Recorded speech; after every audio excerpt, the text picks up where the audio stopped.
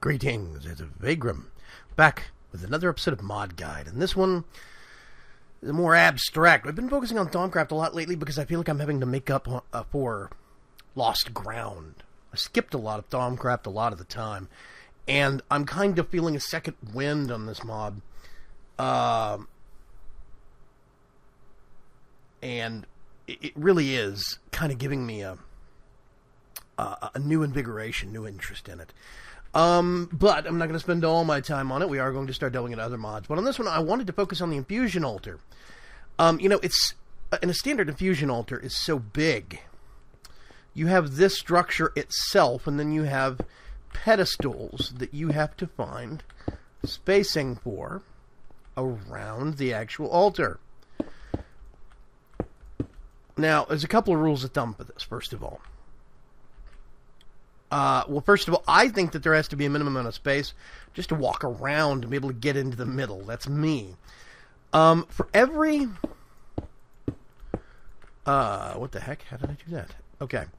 For every one of these that you have,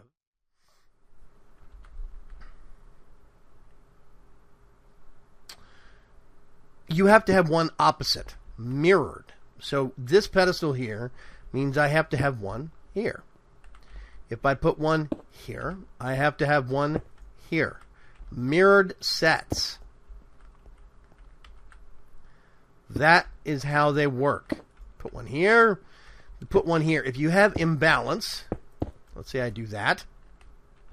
Okay, now I have 2, 2, 2, and 1. And just to make things even wonkier, let's do that. That adds instability. Asymmetry literally makes Infusion more dangerous. You end up getting a lot of feedback, a lot of flux. Things start getting knocked off the altar. So, for every... I have to think about this. For every odd ingredient you have in a recipe, and let's actually look for some examples. Like we've got alchemy. I know one... no, not alchemy. Artificing. Yes, there we go. Domestic harness.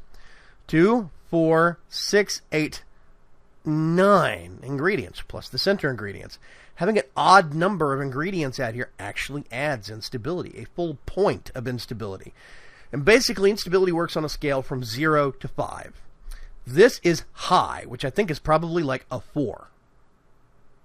And these numbers are kind of guesses based upon what we've tried to figure out. With the help of a friend of mine, Talia, who did a ton of this, he kind of figured out that it's some kind of a system of math based upon basically based upon some kind of numbers. What we kind of figured out, it's either like 1 to 5 or 1 to 10, something like this, but it's basically a fixed scale. For simplicity's sake, let's say 0 to 5. 0 is absolutely no danger, no threat, negligible danger at all. And I think a 5 would be like dangerous. That's the simplest because I think there actually are 5 stages. There's a low, medium, high, dangerous, and no, there's something below. I think it's negligible, low, medium, high, dangerous. That's all 5 right there. And that's why he assigned a 5-point ranking.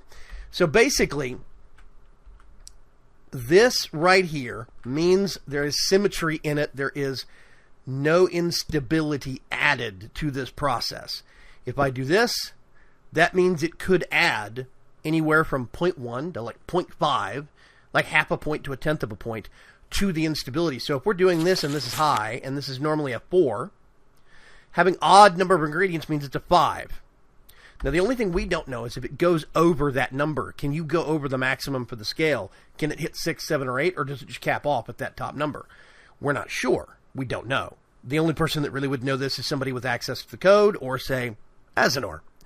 So some Thaumcraft mod authors might know this, but me and Talia were he was testing a lot. I was spitballing and helping, basically, and that's how it works. So this is bad. This is good, right? And then you have stabilizers, and there's lots of stabilizers you can use. Let's go over here real quick.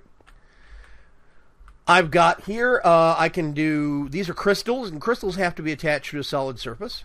So if I come up here, and we do, let's just do this. I could stick a crystal on the side of it, but falls out and becomes pieces if we break that. Now we also have, there it is, the candle. The candle can only be put on the top of a flat surface. It can't be put on the side. And if we break that, we lose the candle. Now here's a hitch, right? There's a different one. There's one stabilizer that breaks the rules. That is mob skulls. Skeleton skull, wither skull, creeper skull, or zombie skull, right?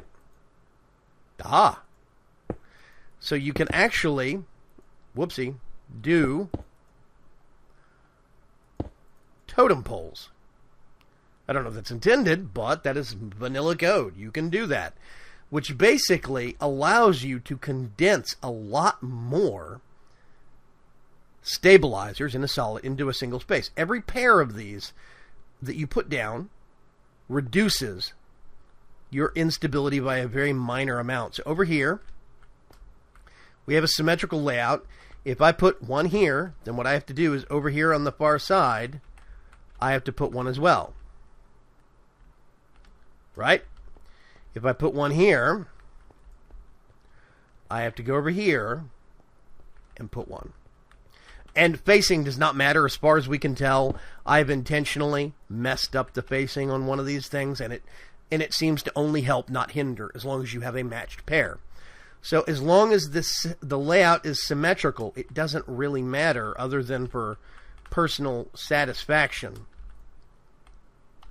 See, that is more symmetry. But that is not 8 stabilizers. That's 4 pairs of stabilizers. See, this would count as having an incomplete pair, and it would make the whole situation worse, not better. You would count the pairs and then penalize for the incomplete one, we think. So this means you have to dedicate a lot of space, a lot of landscape. You end up putting down a lot of lot of stabilizers just to make sure.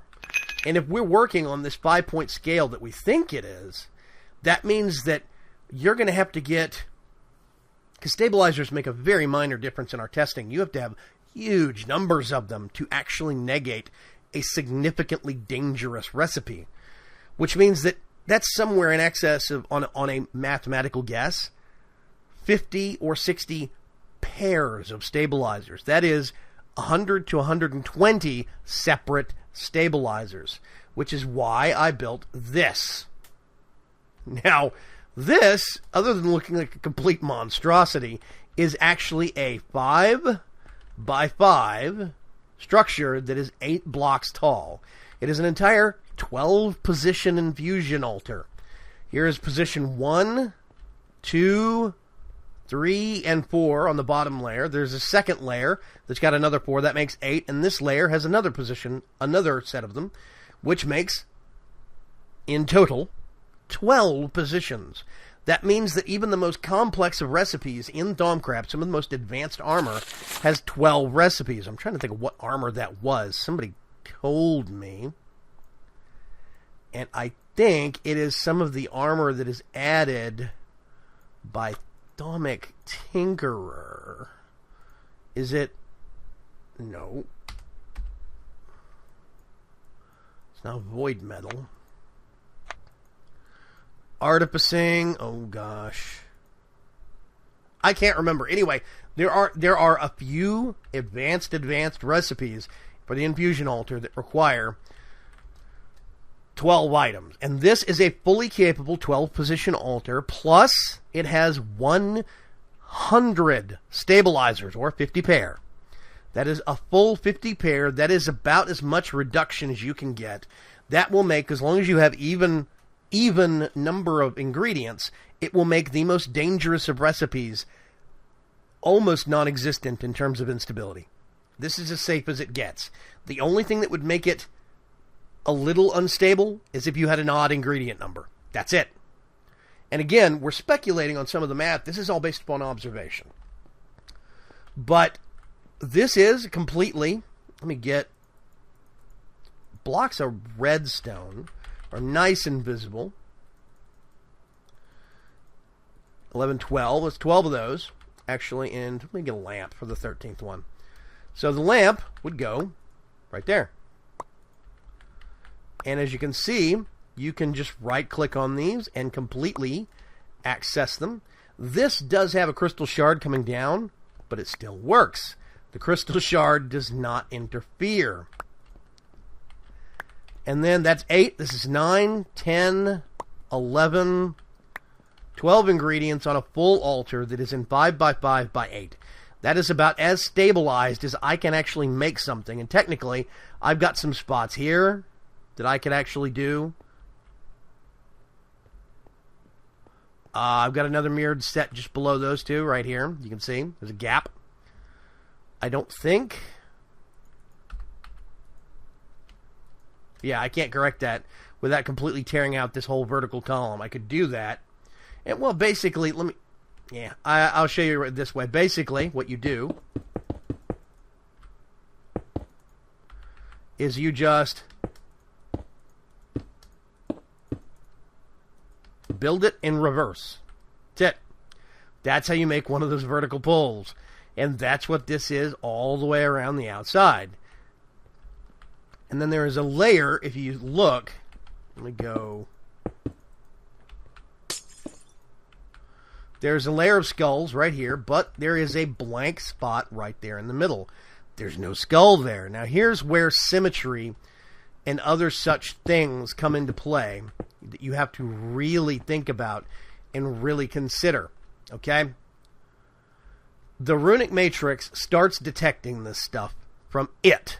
The altar starts at the runic matrix. Let's start with that, okay? The infusion altar's mechanics start from the runic matrix. We've tried putting pedestals above the runic matrix. It won't see them. So it seems like it starts here at this cube, because it will work here on this level as the runic matrix, but not above it. So it seems like it starts checking this level right here and below. Everything below this bar is a functional thing. The farthest away that we could actually make pedestals work is 8 blocks. This is 7 blocks away. That is the 7th block away. Technically, it's 6 away, 7th block down. 1, 2, 3, 4, 5, 6, 7. See, the runic matrix is the 7th one. So technically, this is only 6 blocks away. That's 7. I could put one lower, but it's also only recognizing stabilizers. We were only able to stabilize dangerous recipes if we had stabilizers within 8 blocks. That's already been known. People have already told me that several times.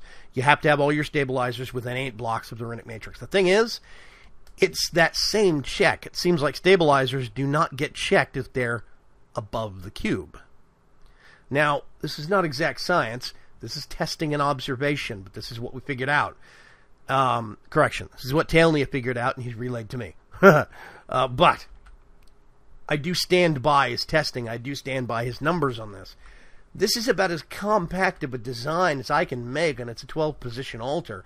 The only thing I don't have here is a mirror, like there. And I could do that, and the mirror actually does seem to work above the infusion altar. I mean, above the runic matrix. Not sure why. I don't know if that has to do... I'm not sure what that has to do with. But that does seem to actually work for me. Now, another option is to... Oh, gosh. Slightly kill... I could take out this skull here, but that means I'd have to take out that one, that one, that one, that one. All of these to make sure it was 100% symmetrical. And I could put the mirror right there. The mirror does not count in the entire symmetry equation. It will not penalize you for only having one mirror, so you could put it right there. But you're sacrificing 8 stabilizers, 4 pair. That's not a huge number, but it is, I think, significant. So this is about as stable of a 12-position altar that I can actually make, Infusion Altar, in as small a space as possible. So this is what I wanted to bring to you, the community. This is what I'm curious about. I want to see challenge from this. I want to see you guys submitting your own design, your own build. Can you make it look better? Can you make it look more, less crowded, but still have just as many? I want to see as compact a Thaumcraft build as possible. Now, you could do it this way, do what I did over here, and do a compact space like this for storing your beast jars. Trouble is, this is too high for golems. Golems can't do this. Golems can only reach 1, 2, I think 3 jars high. So starting this row, it wouldn't be able to do anything. Now what you can do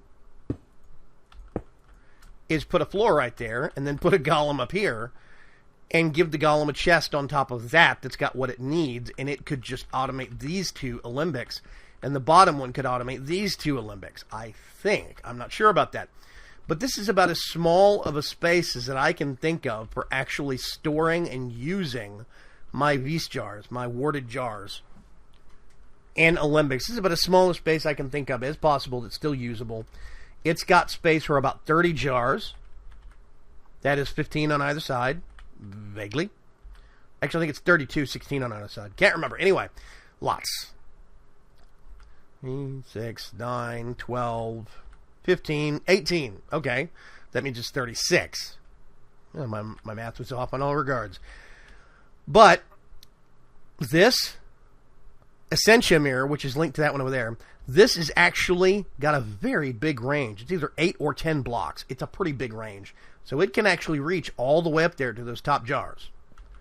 So that is a completely functional beast storage closet. 3x3 space. 1, 2, 3, 4, 5, 6 blocks tall. That's it.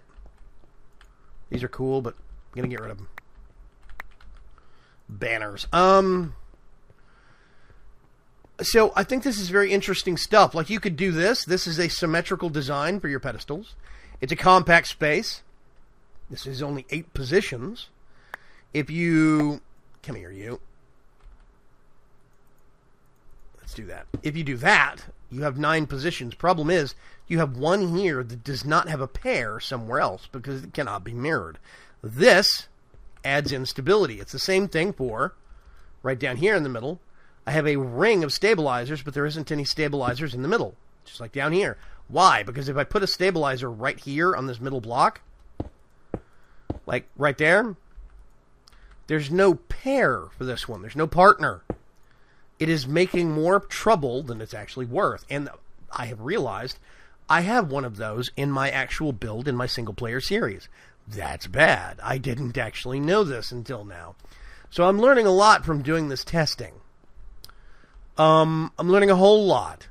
Now, I'm not saying I'm going to completely redesign my altar to make one of these monstrosities, but it definitely motivates me to see how stable of a compact design maybe I could actually fit within my world. Don't know. I think this is actually a pretty good candidate. I can still reach all of the pedestals. And I think I'd have to have like a ladder or something. And I could actually get to this. Then, I think from all the way down here, I could still right-click, and maybe jump right-click, on that altar. I think I'd have to have a step right here, maybe. Like if I put a block right there. Yeah, see, I see the bounding box around it. So if you can see the bounding box around it, you can actually start the process now. I would just have to have an Essentia mirror attached to a wall, like right behind this, so it was looking at the altar. But, yeah. This is totally functional, totally usable, and I think that's very cool. So I'm curious to see screenshots, video, link it here, post it on my forums, tweet it to me, whatever the case may be. I want to see what your compact Thaumcraft designs are. I'm curious to see what you're capable of. Thank you very much for listening to this short and kind of rambling, but with a point, episode of Mod Guide. I'm hoping you learned something, and I'm hoping that you will be able to teach me something that I maybe skipped or something I didn't cover or didn't know. So, Thanks for watching, and I will catch you later. Bye-bye.